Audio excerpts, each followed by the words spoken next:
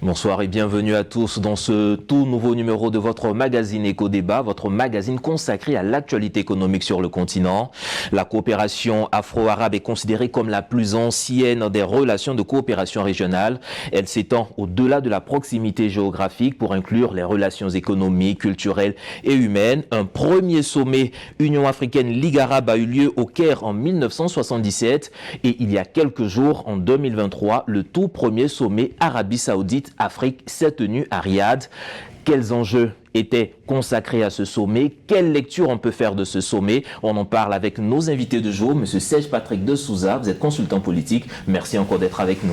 Merci à vous, M. Soumoro. C'est toujours un plaisir pour moi de me retrouver sur ce plateau.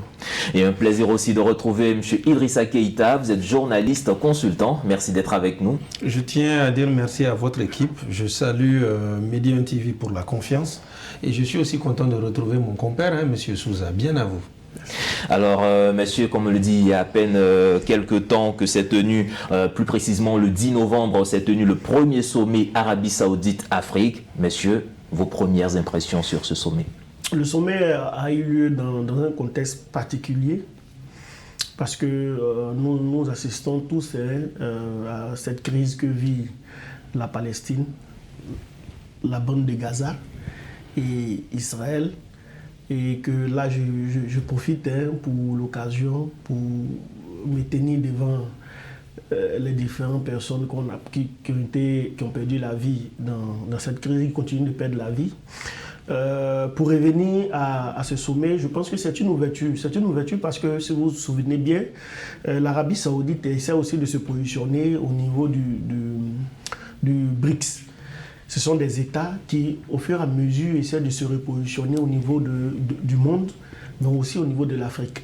Regardez par exemple, je vous donne un exemple, le Qatar, qui, au niveau du monde footballistique, prend aussi position là-bas. Donc je vais dire que le monde arabe vient se repositionner, prendre toute la place que ce monde-là mérite. Voilà, donc aujourd'hui, aller à ce sommet-là, ça permet à l'Arabie Saoudite d'avoir une approche plus directe avec les États africains qui constituent, je vais dire, un véritable marché en termes économiques, en termes culturels.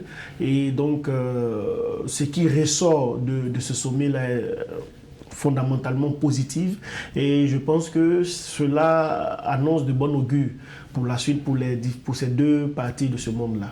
Alors Idrissa Keïta, vous, comment est-ce que vous avez accueilli ce sommet, ce tout premier sommet Arabie Saoudite-Afrique? Ce tout premier sommet, je le vois sous deux angles, l'angle culturel et géopolitique. Culturellement, on dit l'Afrique. L'Afrique, c'est le Maghreb aussi, où on a le Maroc, l'Algérie, la Tunisie, ce monde arabe quoi, du continent. Mais aussi on a des pays musulmans, ou à majorité musulmane, qui bien qu'ils entretiennent des connexions avec le Maghreb, ont aussi des connexions avec l'Arabie. Et même mieux, je peux citer deux communautés par exemple, la communauté des Dafi, une communauté mandingue qui entre le Burkina et la Côte d'Ivoire, qui est très très très représentative là-bas, et aussi la communauté Haoussa. À telle enseigne même que la langue est devenue la langue internationale. Même l'essentiel même des Africains qui sont là-bas, pour la plus grosse majorité, la plus grosse communauté, ce sont des Haoussa. Donc l'Arabie Saoudite est vraiment dans les mœurs, c'est un lien qui ne date pas d'aujourd'hui. Secondo, géopolitiquement, je crois que l'Arabie était, si vous voulez, dans des collaborations bilatérales, du B2B. Mais s'est rendu compte qu'il est l'heure du multilatéralisme. Il n'y a pas longtemps, nous sortons du sommet Russie-Afrique ou Afrique-Russie. En janvier, fin janvier précisément, il y aura le premier sommet Italie-Afrique. Et nous savons qu'il y a eu le sommet États-Unis-Afrique, où à l'époque le président Macky Sall même a eu une prise de bec avec les Américains qui prévoyaient un texte pour pouvoir faire des restrictions contre ces pays-là qui ont des collaborations avec la Russie. Et j'en passe. Il y a énormément de sommets. L'Arabie a donc compris que de plus en plus, ce pays-là où elle avait quasiment le monopole, ou peut-être même ce territoire, ce continent où elle avait un monopole, ce continent où ces pays que j'ai eu à citer n'affichaient pas des ambitions, n'avaient pas une position poussée, jusqu'à créer maintenant ce qu'on appelle la géopolitique. Donc, il faut qu'elle se rattrape. C'est une façon pour elle d'être au cœur du jeu. C'est une façon d'elle aussi d'avoir des interlocuteurs en même temps. Parce qu'évidemment, c'est vrai qu'il y a le sommet en lui-même, mais après, il y a des B2B. Ça va aussi permettre évidemment d'avoir ses partenaires de toujours, mais d'avoir aussi des pays, ou peut-être même des nouvelles nations, parce qu'entre-temps, il y a des pays qui sont devenus plus ou moins indépendants. On a par exemple le Soudan du Sud. Donc je crois que tout ça fait que l'Arabie est tenue et a obligation de venir vers l'Afrique. Encore que, comme je le dis, l'Afrique est dans un bicéphalisme. Il y a cette tendance-là qui va avec l'Europe. Il y a cette tendance-là qui va avec l'ex-Union soviétique. Donc, ces divergences font que, quand on appelle l'Afrique, l'Afrique répond directement sans y aller de façon groupée. Et ce n'est pas évidemment évident pour quiconque devient président en exercice de l'Union africaine pour avoir un bloc commun. Alors, est-ce que justement vous pensez à ce sommet Arabie Saoudite-Afrique, est-ce que vous pensez que justement l'Afrique part avec une seule voix?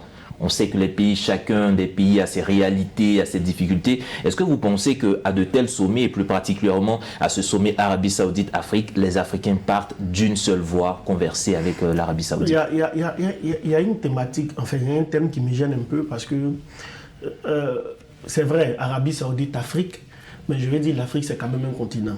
Et je ne pense pas qu'à ce sommet-là, tous les États africains étaient représentés. Je pense que l'Afrique part, mais à l'intérieur, chaque État essaie de se positionner comme il peut. Ça, c'est la réalité. Parce que par derrière, c'est de dire que, comme vous voyez le sommet Russie-Afrique, les discours qui ont été tenus ce jour-là, par les différents chefs d'État africains, n'étaient pas le même discours. Il y a le discours du président de l'UA, il y a le discours du chef de l'État de tel État, il y a le discours du président de tel État, mais on dit que c'est l'Afrique qui a été... Donc, c'est le mot, l'Afrique. Mais à l'intérieur, il y a une sorte d'individualisme qui se fait ressentir. Vous voyez qu'au niveau international, la Russie est plutôt proche du monde arabe que l'Occident. Et cela fait que finalement, il y a une sorte de reflet qui se fait au niveau de l'Afrique quand on entend les différents discours. Voilà, donc du coup, l'Arabie Saoudite constitue une opportunité économique. L'Arabie Saoudite constitue un bon partenariat économique, mais l'Afrique aussi, dans sa diversité en termes politiques, constitue aussi une offre. Et après, je pense que finalement, avec l'Arabie Saoudite, c'est surtout l'aspect économique, l'aspect culturel qui est mis en avant. Parce qu'au niveau politique, c'est vraiment très compliqué. Et si nous voulons saisir cet aspect économique-là, je vais dire que tous les pays africains, surtout l'Afrique subsaharienne, vivent la même réalité. Il y a la question du chômage, il y a la question de la pauvreté, il y a la question de la famine, il y a la question de l'alimentation, tout ça. Ce sont des thématiques qui peuvent être abordées ensemble parce que ces thématiques se tiennent loin des approches idéologiques, des approches politiques. Voilà, donc c'est vraiment comme ça que je perçois la chose. Alors, oui, je vais vous laisser rebondir, mais est-ce que vous pensez que ce sommet, il est véritablement ou principalement économique? Est-ce qu'il n'y a pas une idéologie, je pourrais dire, religieuse qui accompagne? Parce qu'on sait quand même que l'Arabie Saoudite, c'est quand même le pays par excellence, en tout cas pour le pèlerinage des musulmans. Est-ce qu'il n'y a pas cette diplomatie religieuse aussi qui est derrière, qui est activée par l'Arabie Saoudite? Ne nous trompons pas, le monde arabe est une grosse boîte à sous. Je vais prendre un contre-pied. Je vous cite la Libye, qui est bien en Afrique. Mais la Libye, qui est un pays arabe, le guide Kadhafi, sa force était qu'il misait sans compter. Actuellement, le Maroc, c'est le cas. D'ailleurs, même depuis que le guide Kadhafi il est décédé, le Maroc, je vous cite le Mali, la BDM, la Banque nationale, l'opérateur téléphonique Move, qui s'appelait Malitel, et même en Côte d'Ivoire, dans plusieurs pays, le Maroc a un positionnement. Toute collaboration avec un pays arabe, c'est donné, c'est juteux. L'Arabie Saoudite, comme je l'ai dit, c'est un vieux partenaire. Mais ne nous trompons pas. L'arène dans laquelle l'Arabie Saoudite séduisait, de nos jours, c'est dans cette arène-là que le Qatar a émergé. C'est vrai que le Qatar, lui, il a parlé du foot, mais le Qatar n'est pas que dans le foot. Hein. Mais c'est vrai que quand on te parle aujourd'hui du Paris Saint-Germain, on te parle aujourd'hui de Manchester City en Angleterre, on te parle aujourd'hui de Newcastle aussi en Angleterre, pour ne citer que ça, dans le monde du foot. Et puis il y a aussi une télé, beIN TV. Cette télé-là, qui a même eu des couacs avec le groupe Canal. Parce que justement, les Qataris avaient une vision, un positionnement. Et le clou du spectacle, c'est eux qui ont organisé le dernier mondial, qui a vu l'Argentine de Lionel Messi gagner, même si certains, les supporters du Real Madrid et autres ne sont pas contents. Donc, le Qatar, en plus de 10 ans, parce que c'est au milieu des années 2001 qu'ils ont commencé à placer leurs pions, mais au jour d'aujourd'hui, dans le monde arabe, le Qatar est devenu quasi incontournable. Donc, l'Arabie Saoudite, qui est un rival naturel, a intérêt à se repositionner. Et évidemment, l'Afrique ne peut pas aller d'une seule voie. Par exemple, on a des pays en transition qui sont dans une sous-région qui les a verrouillés. Verrouillage suivi par l'Union africaine. Ils n'ont pas de tribune où s'exprimer. Regardez par exemple le dernier sommet Afrique-Russie. Le président du Burkina, par exemple, en a en profité pour faire le procès de ceux-là qui ont énormément duré aux affaires, qui jusqu'à aller dans des histoires de troisième mandat créer la confusion. Vous voyez, quelqu'un qui pense comme ça ne peut pas penser de la même manière que quelqu'un qui a toujours eu à collaborer avec l'Arabie ou quelqu'un qui est vraiment stable, qui a un pays dont il a toute l'intégrité du territoire. Malheureusement, l'Afrique va toujours en rang dispersé. Tous ces pays-là, ils le savent. Mais comme je le dis, le fait qu'ils soient en rang dispersé, là, ils n'ont pas les mêmes idées, mais ce n'est pas ce qui compte. Quand ils se retrouvent, c'est qu'est-ce que je peux faire pour toi, qu'est-ce que tu as. C'est le business. Donc pour moi, l'Afrique va aller. Certains pays quand même pourront y tirer, comment dirais-je, leur épingle du jeu. Pour preuve, le président de la Guinée s'y rend personnellement. Il y a une grosse communication autour de cela, de la présidence de Guinée, le colonel Mamadi Doumbia, qui est déjà parti d'ailleurs, qui y a été, autant pour moi. Donc c'est pour vous dire que l'enjeu n'est pas des moindres. Donc l'Arabie reste une alternative et le monde asiatique désormais reste la tribune où l'Afrique peut tirer son épingle du jeu. Parce que vous le voyez en Europe, la guerre même entre la Russie et l'Occident fait que les Africains se retrouvent soit à choisir ou soit ne peuvent plus grignoter de part et d'autre. Mais les Arabes et même l'Asie, de façon globale, où on a la Chine et même la Turquie, quand eux ils viennent, ils ont une approche plus free, plus soft, sans ce complexe de supériorité qu'on a longtemps reproché à certaines anciennes colonies. Alors permettez-moi, on sait que l'Arabie Saoudite c'est aussi un État qui est vraiment basé sur le pétrole, c'est une économie fortement axée sur le pétrole. Est-ce que vous ne pensez pas que cette réorientation de sa politique, de sa diplomatie vers l'Afrique, ce n'est pas pour sortir un tant soit peu de sa dépendance au pétrole, trouver de nouvelles alternatives? Si, vous voyez qu'aujourd'hui, nous tendons vers la transition énergétique. Et c'est normal parce que le monde est dynamique. Avec les questions du réchauffement climatique, c'est vrai que le pétrole a encore la force qu'il constitue, mais je vais dire, dans la projection, ce n'est pas évident que le pétrole soit toujours ce secteur stratégique-là. Mais il ne faudrait pas qu'on puisse se leurrer. Le pétrole seul ne peut pas suffire à l'Arabie Saoudite de se construire, de se développer. Et comme j'ai dit, aujourd'hui, l'Afrique est un point tellement stratégique que tous les États ambitieux qui ont la capacité de se positionner économiquement viennent se positionner. Et la plupart de ce genre de coopération qui naissent entre les États et les États et le continent africain, ils viennent sous forme de bailleurs de fonds, sous forme d'aide au développement. Et quand c'est comme ça, c'est un ensemble de financements qu'ils apportent, mais en même temps, ce sont des partenariats en termes de marché qu'ils essaient d'acquérir. Et aujourd'hui, l'Arabie Saoudite, c'est vrai, a ses partenaires traditionnels du monde Maghreb, à ses partenaires traditionnels du monde arabe, mais par derrière, l'Afrique constitue, enfin l'Afrique subsaharienne et les autres, en tout cas la majorité des États africains constituent une ressource naturelle énorme qu'il faut pouvoir, dès maintenant, il faut pouvoir songer à se positionner. Moi, je pense que c'est dans ce sens-là qu'il y a cette initiative, d'autant plus que d'un point de vue politique, il y a énormément de divergences parce qu'il y a une sorte d'instabilité politique qui règne au niveau mondial. On a des crises un peu partout et pour peu de choses, s'il y a des sommets qui doivent se tenir, la preuve, on a le sommet arabo-africain qui vient d'être annulé parce que par derrière, il y a d'autres sommets qui doivent se tenir par rapport à la crise à Gaza. Donc vous voyez que finalement, c'est surtout mieux maîtrisable de prendre une initiative personnelle, seule, pour aller vers tout un continent qui regorge d'énormes opportunités que d'aller dans une dynamique collective et puis après être bloqué un peu devant. Donc je pense que l'Arabie Saoudite est dans cette dynamique-là. Oui, moi j'ai des éléments de réponse. C'est-à-dire que qu'est-ce que l'Arabie a à gagner avec l'Afrique? On le sait, hein, l'essentiel de nos États n'exploitent pas le plein potentiel de ce qu'ils ont. D'où effectivement la convoitise d'autres nations. Je prends le cas de la Russie, il a parlé de l'énergie. Il n'y a pas longtemps, la Russie a signé un protocole et avec le Mali et avec le Burkina pour mettre en place des centrales énergétiques. Et ça, c'est quelque chose qui ne va pas échapper à l'Arabie.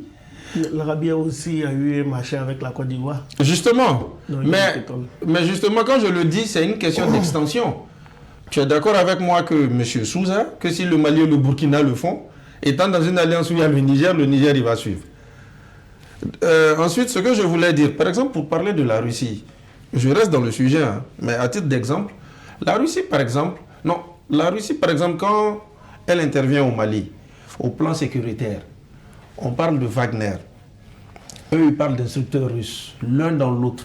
Les supplétifs russes, la prestation qu'ils ont auprès de l'État malien, parfois si elle n'est pas en euros, millions d'euros, c'est un certain pourcentage des ressources minières. En Guinée, par exemple, là-bas c'est très clair, c'est très défini.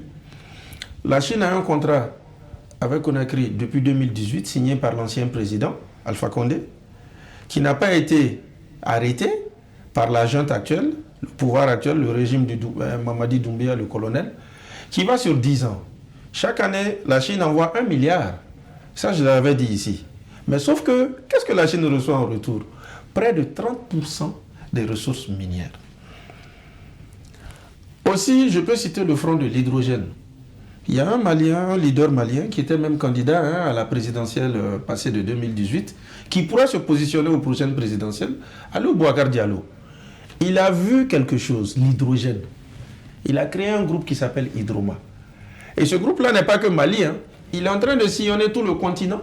Il prend part aux journées minières et pétrolières qui se font un peu partout, aux forêts et fêtières, parce qu'il sait que cette ressource-là est une ressource qui est très vitale. Au-delà du pétrole, c'est une ressource qui pourrait intéresser le monde arabe. C'est vrai que moi, j'ai cité celui-là, et on a par exemple aussi, vous avez parlé de Dangote, qui fait de la raffinerie. Ça, c'est intéressant. Et puis même, je voulais aussi préciser une chose. Dangote, au-delà même de la raffinerie du pétrole, déjà, à travers le ciment, il est dans quasiment tous nos pays là, de la sous-région. Sauf qu'il n'y a pas de bruit. Ce sont autant de choses, ça et là, où autant de leaders ou d'initiatives qui, forcément, quand il y aura les rencontres B2B entre l'Arabie, précisément les opérateurs ou les investisseurs de ce pays avec ceux de l'Afrique, ce sont des opportunités qui vont forcément prendre forme. Parce que, comme je l'ai dit, ces dernières années, prenons la dernière décennie, la Russie, la Chine, la Turquie, ce sont des pays qui se sont positionnés. Et évidemment, ce sont des pays qui sont en forte divergence avec l'ancien colon, la France, qui avait quasiment le monopole. Et on a vu quand même un peu à travers toutes les données que nous recevons, on voit que dans le secteur des mines, le secteur de l'énergie, le secteur des banques et de l'industrie, en tout cas, l'Arabie Saoudite prend de plus en plus pied sur le continent africain. On a vu au niveau de l'agriculture, l'initiative for Saudi Agricultural Investment Abroad, où l'Arabie Saoudite achète des milliers et des milliers d'hectares de terres arabes sur le continent, parce qu'on voit que derrière, ils veulent développer autre chose que le pétrole. Quand on regarde les banques, est-ce que vous pensez que ce secteur-là, on a vu toutes les résolutions, les accords qui ont été passés, est-ce que ces banques-là sont aujourd'hui la source principale de financement de tout ce qui est infrastructure en Afrique? Quand on parle de la Banque islamique de développement, on parle de la BADEA, comment est-ce que vous percevez ces nouveaux accords qui viennent avec ces banques? Oui, vous voyez par exemple en Côte d'Ivoire, la Banque islamique est beaucoup dynamique parce qu'elle accompagne énormément le secteur agricole. Elle accompagne aussi le secteur infrastructurel, mais c'est surtout dans le secteur agricole que c'est bien ressenti, l'accompagnement des initiatives entrepreneuriales. Donc je vais dire qu'effectivement, c'est au travers de ces banques-là qu'on ressent plus une forte présence de l'Arabie Saoudite au niveau des États, parce que c'est au travers de ces banques-là qu'elle arrive quand même à injecter des ressources. Et par derrière, effectivement, il y a des bailleurs de fonds, il y a des champions de l'Arabie qui aussi acquièrent des marchés qui leur permettent quand même de faire retour sur investissement. C'est normal parce qu'on n'est pas dans un monde où la charité se fait comme cela. Le donnant. Voilà, on n'est pas dans un monde où la charité se fait comme ça. Mais je vais dire que c'est un environnement qui est positif. Et moi, j'insiste sur cet aspect-là. Il faudrait que les États africains, pas exclusivement le Maroc, mais je vais dire les États de l'Afrique subsaharienne, parce que c'est cette partie de l'Afrique et puis un peu l'Afrique centrale, l'Afrique australe, c'est vraiment ces trois parties de l'Afrique-là qu'on se dise qu'ils traînent énormément. Pour des raisons multiples, hein. Il y a des raisons sécuritaires, il y a la raison économique, mais je vais dire, il y a vraiment énormément de choses à faire. Parce que, avec les ressources que représentent ces États-là, on peut aussi envisager, je vais dire, un sommet initié par l'Afrique, mais je vais dire un sommet Afrique, une autre partie du monde. Voilà, pas toujours une partie du monde, un État. L'Afrique, quand vous regardez, la plupart des gens qui viennent, ce sont les États de l'Afrique subsaharienne. Voilà, donc moi je me dis que c'est vraiment une opportunité que les États africains doivent pouvoir saisir.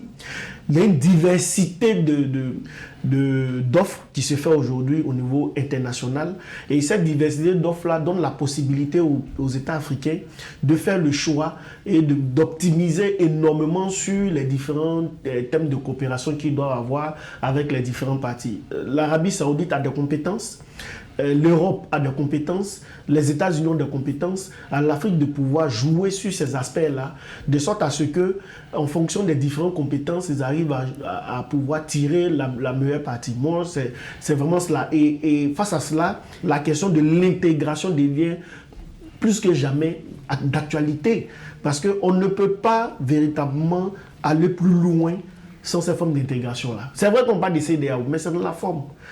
Politiquement, la CEDEAO n'a pas d'impact sur les États africains.